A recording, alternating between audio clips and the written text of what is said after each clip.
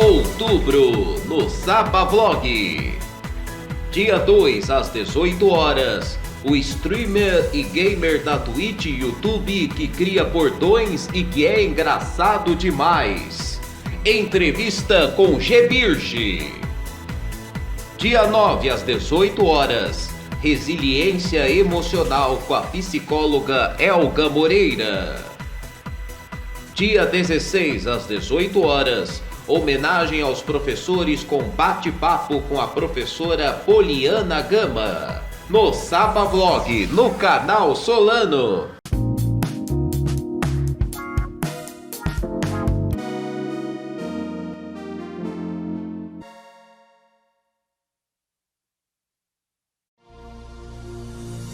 A partir deste momento, você acompanha o que foi destaque na semana que passou aqui no Jornal Breve.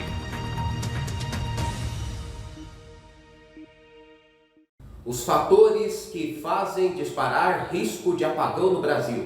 Após sucessivos anos de poucas chuvas, os reservatórios das hidrelétricas brasileiras nas regiões Sudeste e Sul chegaram ao mês de setembro em seu pior nível histórico, abaixo mesmo do patamar de 2001, quando o país enfrentou um severo racionamento de energia. O risco de apagões é considerado alto porque o sistema já está operando no limite, com acionamento de mais térmicas para compensar a quantidade menor de energia gerada nas hidrelétricas e uso intenso das linhas de transmissão que permitem levar energia de regiões em que a oferta está menos apertada para outras em situação mais crítica. Dessa forma, a interrupção de abastecimento pode ocorrer tanto da geração insuficiente como da falha em algum ponto do sistema, explica o meteorologista da Climatempo, Felipe Pingurim. Na ONU, Bolsonaro distorce dados sobre ambiente e economia e defende tratamento ineficaz contra a Covid. Primeiro chefe de Estado a discursar, Bolsonaro disse não entender por qual motivo muitos países, juntamente com grande parte da mídia, se opõem ao tratamento precoce contra a doença. Bolsonaro também disse defender a vacinação contra a Covid-19 e afirmou que até novembro todos os brasileiros que quiserem poderão se imunizar. Entretanto, ele se posicionou contra restrições adotadas por países contra pessoas que se recusam a tomar a vacina.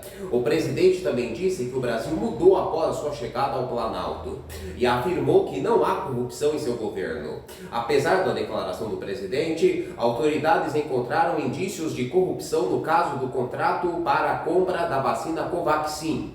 O governo, diante das suspeitas de irregularidades, cancelou o contrato.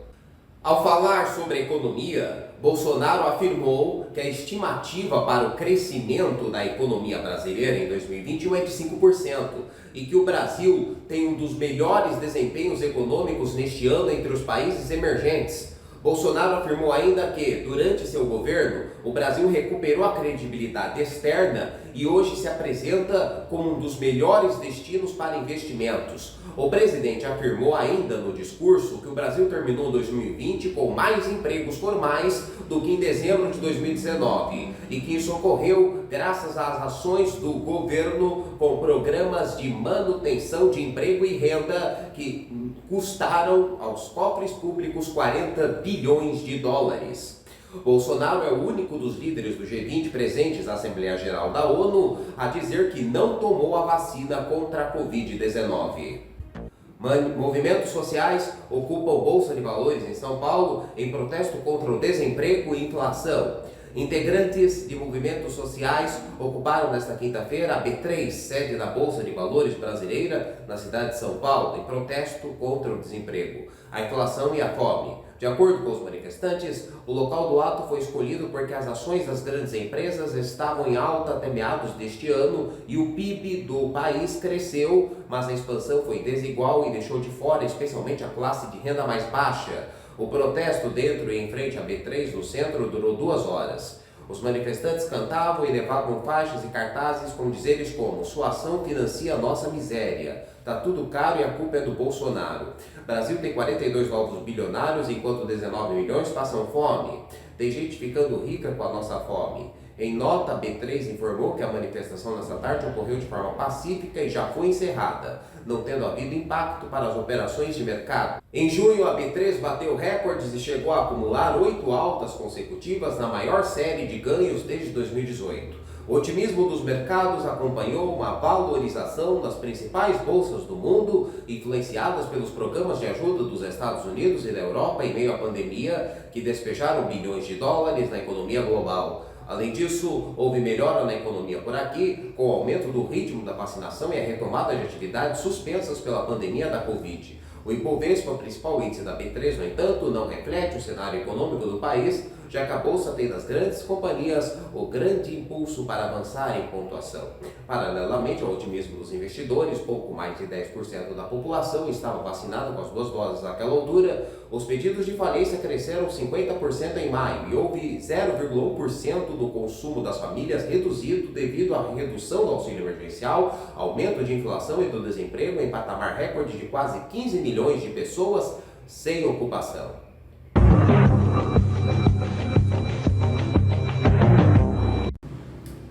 Mandetta alertou Planalto sobre Prevent Senior.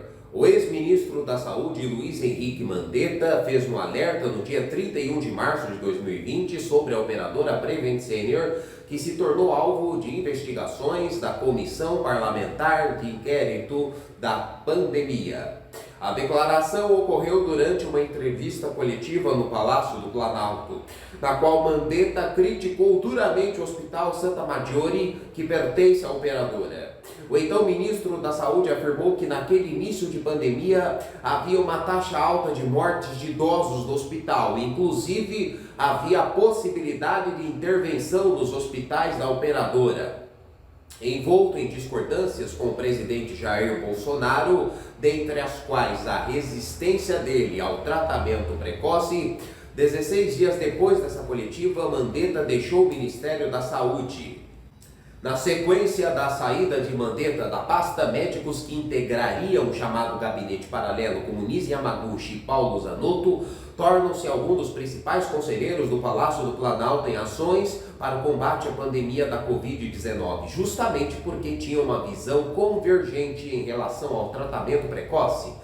Além disso, no dia 16 de abril, no mesmo dia em que Mandetta anuncia que foi demitido do Ministério, o Conselho Federal de Medicina aprovou o parecer que autorizou médicos a prescreverem a cloroquina e a hidroxicloroquina a pacientes com sintomas leves e moderados da Covid-19, além do uso em quadros críticos que já vinha sendo adotado. Após a determinação, a Prevent passou a explorar o chamado tratamento precoce. Documento assinado por Nise Yamaguchi e Paulo Zanotto, ao qual a CNN teve acesso, fala da Prevent como modelo de tratamento. Esse protocolo preconiza o uso de hidroxicloroquina e azitromicina precocemente. Outras notícias. G1. Estados Unidos suspenderão restrições à entrada de estrangeiros vacinados contra a Covid em novembro. A medida vale para todos os países, inclusive o Brasil. O país manterá a exigência de que o passageiro apresente um teste negativo de Covid-19 feito até 3 dias antes do embarque. G1. Estados Unidos começam a deportar haitianos em massa. Cerca de 12 mil devem ser retirados do país. Pode ser que haja 7 voos semanais com destino ao Haiti para que todos os imigrantes que forem deportados sejam levados. IG, canal do PET. Mulher compra todas as passagens de primeira classe para viajar sozinha com cão. A tutora do cachorro da raça maltês gastou cerca de 18 mil reais para viajar sozinha de classe executiva com o animal de estimação de Mumbai para Chennai, na Índia. G1. Ministro chama a senadora de descontrolada, gera tumulto e se torna investigado pela CPI. Wagner Rosário, da CGU, foi chamado de moleque machista por senadores. O tumulto ocorreu após Simone Tebet questionar a atitude da CGU no caso Covaxin. G1. Funcionário de posto de gasolina exige uso de máscara de cliente e é assassinado na Alemanha. Suspeito queria comprar cerveja na loja de conveniência. A atendente se recusou a vender porque o cliente estava sem máscara. O homem foi embora e voltou depois de 1h30, desta vez armado. G1. PF investiga fraude na aquisição de medicamentos de alto custo pelo Ministério da Saúde. Agentes cumprem 15 mandados de busca e apreensão em Alagoas, Minas Gerais, Pernambuco, São Paulo e no Distrito Federal. Suspeita é de que esquema tenha provocado desabastecimento e morte de pelo menos 14 pacientes. Pasta diz que vai colaborar com a apuração policial. G1. STF contribui para a estabilidade e retomada econômica apesar de dificuldades, diz Fux. Ministro fez balanço do primeiro ano à frente da Corte. De acordo com ele, o STF não se quedou inerte e se manteve vigilante. G1. Joe Biden promete doar mais doses de vacina. Total deve chegar a 1,1 bilhão. Os Estados Unidos vão pagar cerca de $7, R$ 36,80 por dose. Serão doadas vacinas da Pfizer e da Biotech. O primeiro-ministro da Espanha, Pedro Sánchez, anunciou que o país vai doar 15 milhões de doses. G1. Propaganda de funerária incentiva a vacinação contra a Covid nos Estados Unidos. Imagem feita em Charlotte, na Carolina do Norte, viralizou nas redes sociais. A mensagem "Não se vacine", que estava estampada em caminhão, era na verdade uma campanha pró-vacina. G1. A decisão do presidente da China que pode afetar todo o planeta. Mais de 70% das usinas a carvão do mundo dependem de fundos chineses, mas Xi Jinping anunciou na ONU que o país deixará de participar da construção de usinas a carvão no exterior. G1. A Argélia proíbe que o Marrocos utilize seu espaço aéreo. A Argélia já havia rompido relações com o Marrocos em agosto. Agora fechou seu espaço aéreo. R7. Talibã diz que voltará a aplicar amputação de mão como pena. Chefe do grupo extremista afirma que esse tipo de punição para criminosos é necessário para a segurança do Afeganistão. G1. Bolsonaro diz que Michele se vacinou nos Estados Unidos. Políticos infectologistas veem absurdo e desprezo ao SUS. Para a vista da CPI, a atitude desvaloriza o Programa Nacional de Imunização e o trabalho de profissionais brasileiros. Infectologistas lembram que vacinas no Brasil são seguras. G1. Garçom encontra mochila com R$240 mil em churrascaria no interior de Sergipe e devolve ao dono.